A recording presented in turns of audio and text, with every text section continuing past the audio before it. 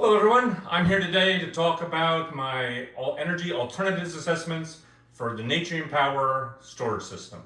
Going to get this out up front. This is a project that's being delivered for my class at Penn State. I'm your presenter, George Bach, and this is not an official government tasking. I'm rather presenting it as if it was to encourage people to think about the subject, but let's not confuse this with an actual approved government document. So with that, I want to talk a little bit and get you to kind of take a cleansing breath. There's going to be a nuclear reactor we're talking about, and everyone kind of locks in. Oh my God, nuclear reactor. This is 3 Mile Island, Chernobyl. This is not. The nuclear technology from the 50s, 60s, and 70s is like the rotary phone. Modern nuclear is a lot different. Think of it like a smartphone. Now, I am not here to tell you that that doesn't bring new issues.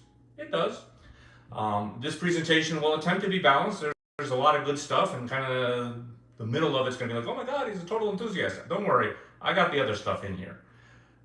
But it also has made a lot of progress, and so you get a lot more features than you did in the past. So let's dive right into a quick overview of the system. This isn't going to get too technical because we're going to get onto economics and other issues. So, the Natrium system I'm taking a look at is a little different than some of these other small modular reactors that you hear about. What's different about it? Well, at 345 megawatts, it's a really large small modular reactor or a really small, in terms of power, normal nuclear reactor. But there's nothing particularly normal about it in terms of it is, to start with, sodium cooled. You may have heard about this on the news some. This gets back to my analogy, rotary versus digital. It does not use water to help cool it. It does not use water as an inherent part of its power generation cycle. There are reasons for that. We're not going to dive into all the depth, but that allows this system to be built without a pressurized vessel because we don't have to get the water up to a high pressure. It allows the system to separate between the nuclear part and the power generation part. And probably the biggest reason why I chose the Natrium system versus some of the other systems that are out there is that this system has inherent to it a thermal storage ability. Bottom line, what this means is you get a steady base power of 345 megawatts, and then you have the ability to surge for up to around 5 hours a day to 500 megawatts. And that is meant to fill the gap where nuclear power plants really couldn't regulate their energy too well. And modern grids with solar and wind, well, they have to be able to regulate. Something has to fill the gap. It's currently filled by natural gas. There's talk about battery. I want you to consider the Natrium type of system. And this technology actually comes, ironically enough, from some solar installations, different than your photovoltaics. They haven't worked out quite as well, but the adaptation here to the nuclear should be pretty good. So, with that, I'm going to get up front into something that I'm not going to talk about too much, but it is a topic. Time you talk about nuclear, you hear the subject about waste. And I consider myself a green person. I am relatively confident that even though I don't trust the AI answer, the amount of waste in terms of how much space it takes is a lot less for nuclear than it is for a battery storage system or a lot of your other alternatives. I consider that a major pro. If you are absolutely opposed to the idea of nuclear waste, then I can't help you. If you're willing to consider moving on from that discussion, let's get into the economics and a little bit more about the reactor. So, why did I choose this location? In our country today, the United States, this project and others like it, all right, have bipartisan support. It is funded. There's a $4 billion system going up in Wyoming. Government's kicking in $2 billion. Maybe you knew that, maybe you didn't. It's been under construction since 2025. It's in Wyoming, Kennemer. Zero carbon, clean energy. So this isn't just it might happen. And since I started this project, it's received approval from the NRC. That is really quick for a nuclear reactor. And Facebook, since I started this project, has signed an agreement to build 8 Natrium reactors. So there are other things that have gone out there. They've had a big investor fundraising. This is not oh my God, is this a real project? This is a real project, And it's why I think locations across the country need to take this seriously and consider how it may fit into the structure of how you provide energy. All right. So I'm using California as the example. The particular bay in question had a reactor in the past. It currently houses a natural gas facility. Its big advantage of that location is that it has an existing grid. That is where nuclear plants work best. So I cover that here. I talk about the storage. I'm not going to dive too deep into repeating all of this. Safe to say that at this site, the natural gas plant is going to need an overhaul. It's going to need to be retired. Something's going to have to take its place in the 2030s timeframe. There was already a proposal at this location to do onshore wind, and that was rejected. I'm going to talk a little bit more about that in the past, but when you're considering renewables, they do take up land, and basically the locality did not want to go with the amount of land and the locations that were going to be required for the wind power. So they want firm, clean power. It's a very environmentally conscious area, but they want minimum footprint, which is why I'm saying we need to think about this. One of the considerations here, not going to dive real deep into it, is there's future thought of offshore wind. And it's not just offshore wind like in Denmark, it's offshore floating wind. Can that work?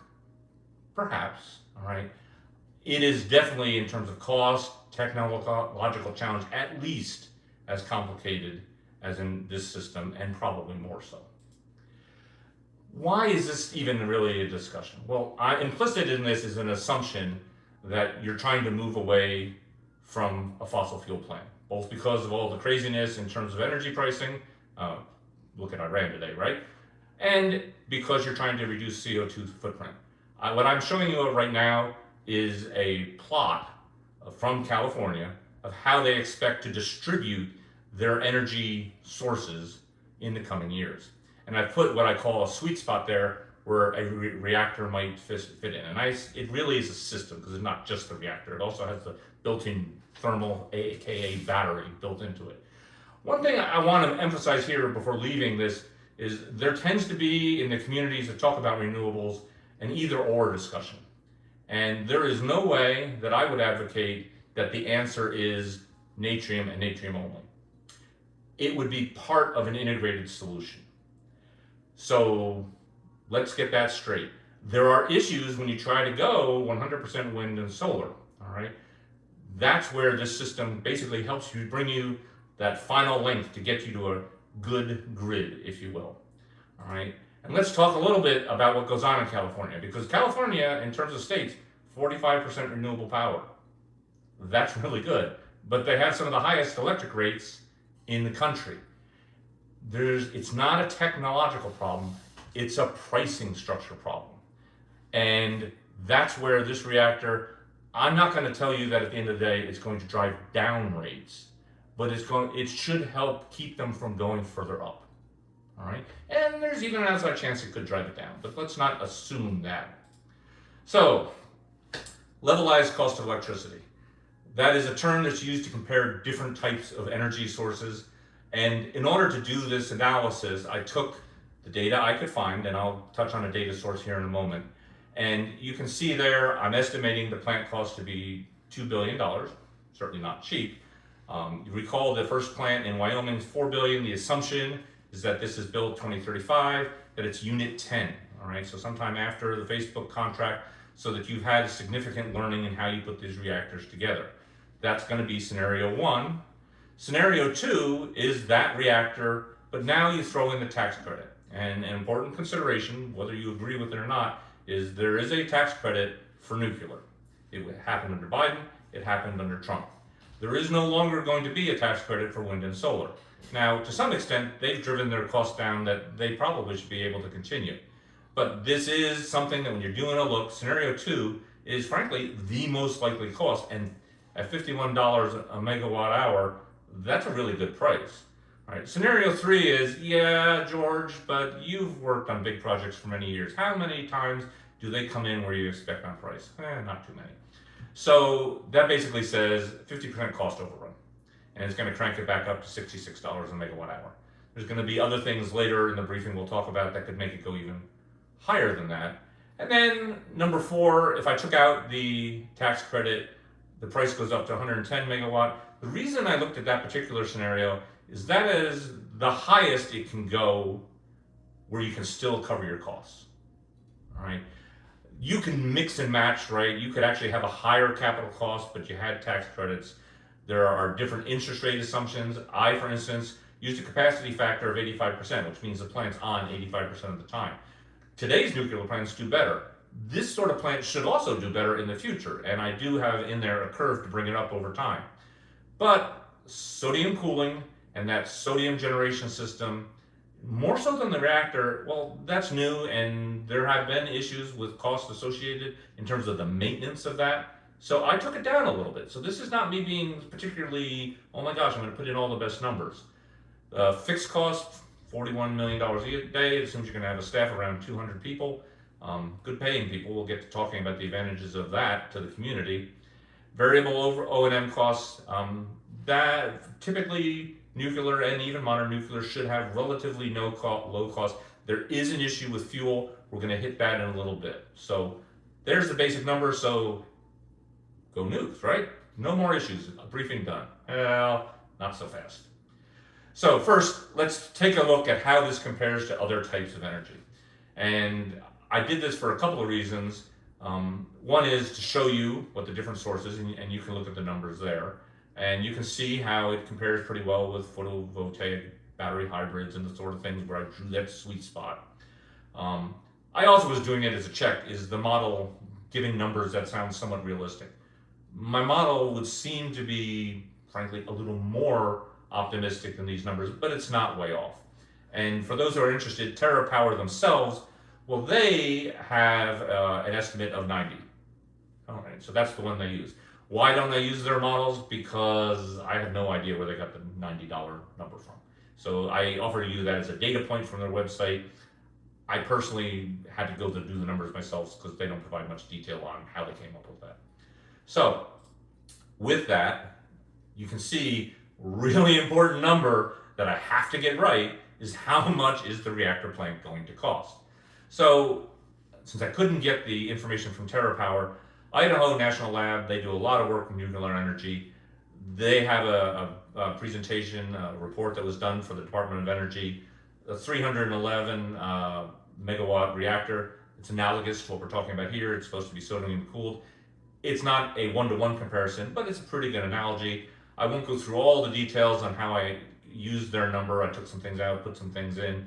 But bottom line, when you look at those numbers there, you can see that the 2 million number ought to be in the ballpark. All right. I also compared this against an MIT study to look at their projections for learning curves. It all seems that my $2 million estimate is not an unreasonable estimate. And because, as a former government project manager, government estimates sometimes seem to be low. That's why I added in that scenario that said, okay, I'm going to bump it up 50% to account for the unknown unknowns. Now, this is all great, but before we get to how it affects you and me and maybe getting lower electric rates, we have, is it going to be something a business is going to want to go into? So I had to calculate what the debt service ratio was. All right, so can it pay its loans? And does it earn a good return to the company? All right, well, it offers a very good return. So you're in pretty good shape. I did alter the scenarios a little bit here. The issue with the scenarios in this case is not the capital cost, I'm holding that constant, but I'm varying the electric rate that you get paid. All right, so, well, wait, I don't pay $90 a megawatt hour for my electricity. It's the composite rate that you pay for the whole system. All right, there are pieces of the system that you pay only a little bit. You got to pay for the grid. You got to pay for all the other pieces to it. $90 is certainly plausible. In that scenario, you get a huge internal rate of return. It's very attractive. Scenario 2, you're still good. And even scenario 3, I've met the landing. I'm getting a decent return. And by the way, if you're wondering, the way you're measuring that is this term DTSR. I've got a column for that. As long as you're above 1.3, you are financeable. It means you're making more money than it costs to service your debt. So in taking a look at that, using the Idaho estimate, using the other factors, it all looks pretty good, all right? Once again, so I'm done, right? No, I'm not done. Because we have to look, this is projecting out, we're going to be doing something in the 2030s. It's got a long lead time. There are a lot of other issues, and there are risks. So let's talk about some of the risks. And when I'm talking about risks, I'm not talking about Chernobyl. This reactor, this system is very, very different than Chernobyl. When I'm looking at the risks, things that cause me to lose sleep over a thing like this is, do we have enough welders who can do this?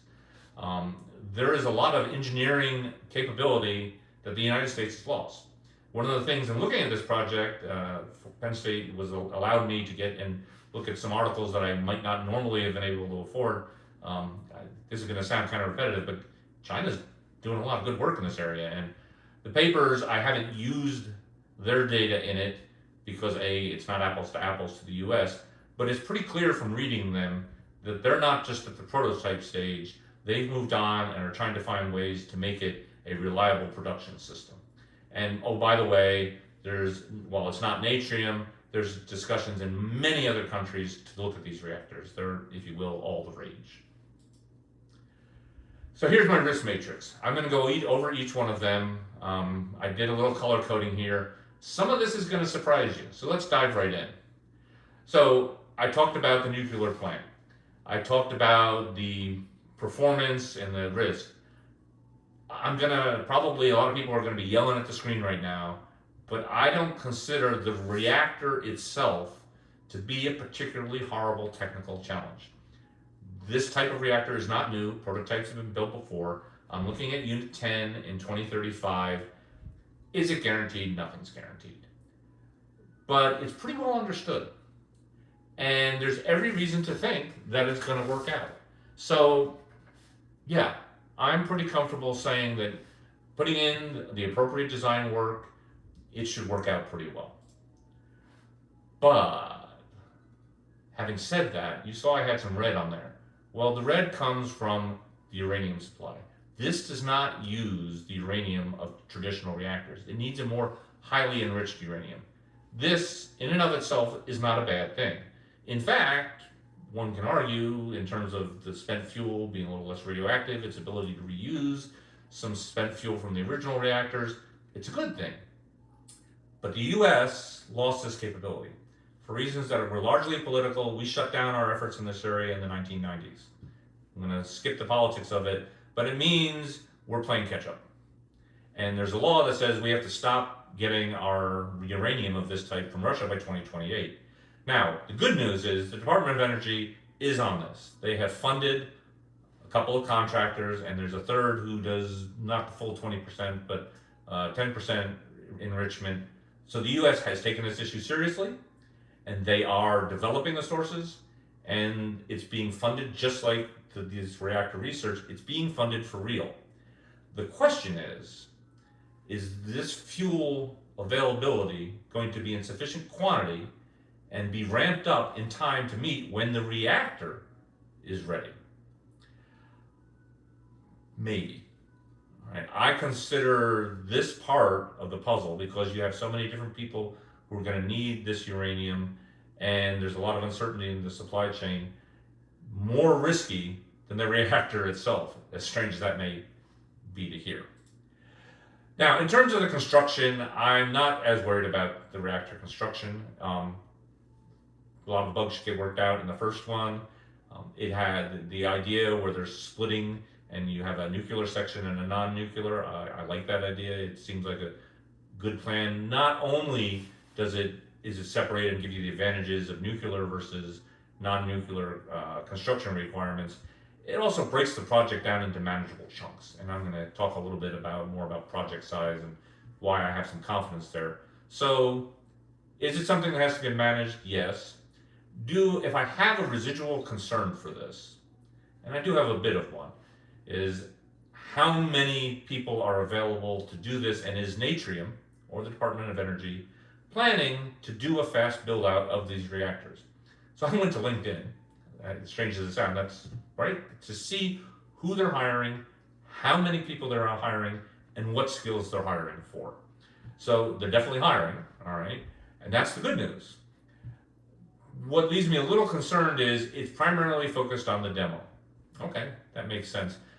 But at this stage, they really need to start be spending some money on bringing in that second wave of people who are going to take it and say, okay, that was a demo. How do I make follow-on units? How do I do good cost estimates? And not just use people from, if you will, traditional nukes. That looked like it was lacking a little bit to me. Is there time to make up for that? Yes, there is, but it's not there yet. Regulatory and the location. I'm putting these both together. They are real issues, and when you throw California in, you got to say up front, right now, reactors are not allowed in California. However, there is a bill in the California legislature to make an exception for modern nuclear reactors, and that is working its way through. I think it's a very good bet that by 2030, you will have that capability to build in California. Now, having that ability is one thing. There are plenty of projects in California, think high-speed rail, just because you can do it doesn't mean you're going to be able to do it quickly and clear all the hurdles. So that remains a risk for the location. The regulatory hoops, they're somewhat related here, which is why I put them both together. One final piece on this, why I'm both confident but cautious about the regulatory part on the ability to make these reactors, is in our country, the larger the project size gets, it may in theory have some advantages of scale, but our ability to manage large projects seems to have diminished. I'm not going to try to say why, but the larger the project, it would appear more likely the overrun possibilities and difficulty of hitting schedule. The fact that you're breaking this into $2 billion is still a lot of money, but a more manageable chunk causes me to be somewhat more optimistic than if I was trying to do a $10 billion project, because it's 1/5 the number of people, 1/5 the number of suppliers, and I realize these are generalizations, but it is a more manageable task. So now let's talk with economics and electricity markets, because I have talked about some of the good, the bad, the in-between. There are upside and downside cases to the numbers I showed you before. You already have seen that one of the big variables in terms of how much money you make and how you cover debt is your electric rate. So how might that change in the 2030s? So there is an upside case, all right? And it's not an upside case that isn't plausible, that you could have $100, $150 a megawatt hour. If you don't do much with the grid and you keep pouring renewables in, one of the things that is often lost in the discussion is you have to maintain a certain grid reliability. It's honestly one of the things in this course that I knew, but I didn't fully appreciate the difficulties involved with making sure we don't have blackouts on a regular basis. And that is where these sources that help prevent that, you pay them a premium. This reactor could absolutely be one of those sources, and it could get paid a premium, so you're enjoying the low-cost renewables, but you've got the coverage, the insurance, if you will. So that's the good news. And in that scenario, everyone's getting reliable electricity. The bad news, the downside case, is no one likes to pay for insurance. There is pushback at times to paying a lot of money to make sure that the risk of blackouts is pretty low. California, certainly with its grid, it's had issues. So I can't tell you that if they went full bore in California and tried to focus solely on building smart grids, that wouldn't have an impact on this project. It would. I don't think that's going to happen because there's a lot of complexities in trying to build a smart grid, but it could. It could, and you could also change your pricing model so that the renewables get paid more even during the downtimes and you pay less for the peakers. So in that situation, you could see prices drop to $40, and at $40, this reactor isn't going to work. It's not. I'd have to really play with the numbers to make it work in that scenario. So, electrical market is a risk, Do I think it's a huge risk? No, but it's not negligible. You really do have to take this into account in your planning. It's going to affect the interest rates you have to pay. It's going to affect people's attitudes towards the whole system. So, moving on. I've been talking dollars and cents, investors, debt service. That's all well and good. But when you talk about any energy system, it's not just about the dollars. It's about how the system plays with your local community, the expectations of the state you're in, and the country. All right. So you're getting the strange thing about this slide is some of the pros are also the cons. You're going to get a lot of high-paying jobs for the people who are going to manage this reactor long term. 200 jobs at $200 an hour burdened is what I was estimating. That's a lot of money coming into an economy, and in that area of California, they're not in great shape economically. So it's going to be a boost, all right? It's going to provide some stability. It's going to give you a nice, reliable tax base. So what could go wrong with that? Well, okay, what goes wrong with that is the same thing that happens in a lot of areas when you bring in this higher income people, when you have to bring in potentially outside workers to help build the facility, you can both temporarily and in the long term increase housing costs. So you're going to have to manage maybe some rate relief for the residents. You've got to find a way to manage this so that you don't get a huge local pushback that, yeah, this is great, but now I can't afford to live in my house. And this is the sort of issue that sometimes gets overlooked in these purely monetary discussions, because the people who live there, they do have a say. And I think it can be managed, but as we're going to see in a couple of slides, this local community definitely likes to have a say. So, in that vein, I mentioned, and I'm going to start over on the right side of the slide, that there already has been a proposal to put offshore wind near this location. And it was voted down. Right? I believe it was somewhere in the order of approximately 80 turbines. There were concerns about it was disturbing cultural area, and when you put up windmills, all right, wind turbines, you can choose your term, you are affecting the natural view. If you don't want to have a lot of land impact, that becomes a problem, all right? And one can also say it doesn't kill a lot of birds, but they do kill birds, and if that is important to you, it becomes an issue. Same thing with the offshore wind.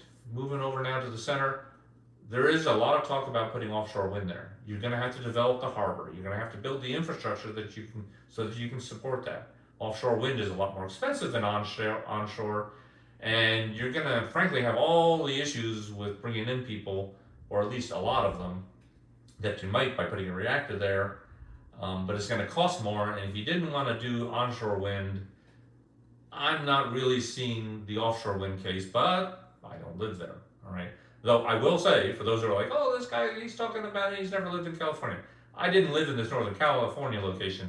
I was stationed in Los Angeles Air Force Base for 4 years. So my discussion about California is not from someone who's never been there. Now, the Natrium system, well, that fits within the existing site of the gas system. You also could potentially look at alternate sites in the area if you wanted to do that. You're not disturbing nearly as much land. So, for my money, that's a huge pro anywhere for a Natrium type system. There are going to be fiscal benefits, all right? Taxes are always a difficult thing. I'm putting a huge range there, 4 million to 16 million, 1.5 to 3. Those are rough guesses, all right? Because how you calculate that, from what I've seen, there's a lot of different ways. It depends on the county, the state, the rules in which are involved. But there should be increased tax revenue for an area that is struggling with tax revenue. As I mentioned, you have the minimal land disturbance. But overall, this is going to be the biggest economic boom for this area versus the alternatives. All right, so you're going to get better tax, you're going to have better paying jobs. It's going to be an economic plus for the area. Security, it's a relatively compact site.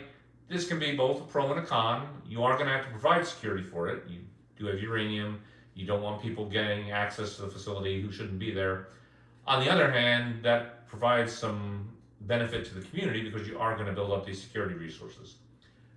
Environment, I've made my pitch there, but you're replacing a gas plant. You're going to have lower emissions, a little improvement in air quality. Your biggest thing for this area is they're at the end of the California grid. You're going to get a lot better reliability. You're going to have a lot less issues from a grid failure somewhere in a different part of California impacting here. So that's a big plus. We talked about land impact. I'm kind of touched on those already. This last one, corporate alignment, I almost put this in as a risk because it's hard to assess how well Terrapower, people who make the Natrium reactor, are going to stay aligned with General Electric and Hitachi. So the reactor design itself, going back to what I talked about earlier, that this is not new tech, it's actually a General Electric reactor. It's been 30 years in the making. Hitachi's big into this business too. So the good news is it's not new.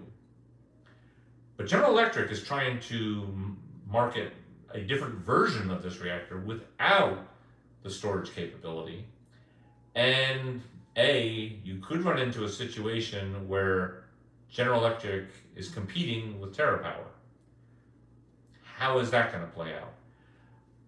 I think the use cases are different enough that that won't be as big a concern as my next one, which is General Electric has become a very risk-averse company. And honestly, one thing that I definitely learned from the course is the whole electric industry is more risk-averse than I would have expected. I expected some level of it, but because of not wanting to get in trouble with regulatory agencies and what have you, it is a risk-averse area. Got that. This does have some risk associated with it. How committed is General Electric going to be to that?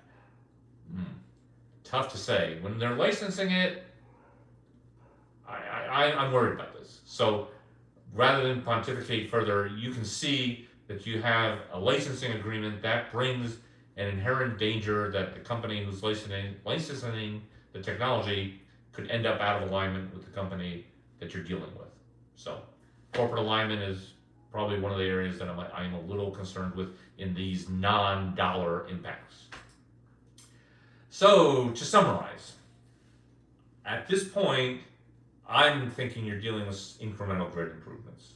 All right, you do want to improve the grid, but I don't think you're going to be rushing to that. And with that, a system like this is absolutely something that needs to be considered. My takeaway there, though, is ultimately this is going to be as much a policy choice as it is a technical one. Well, I hope you've taken away that the technical piece is very manageable, and the economic piece is certainly doable.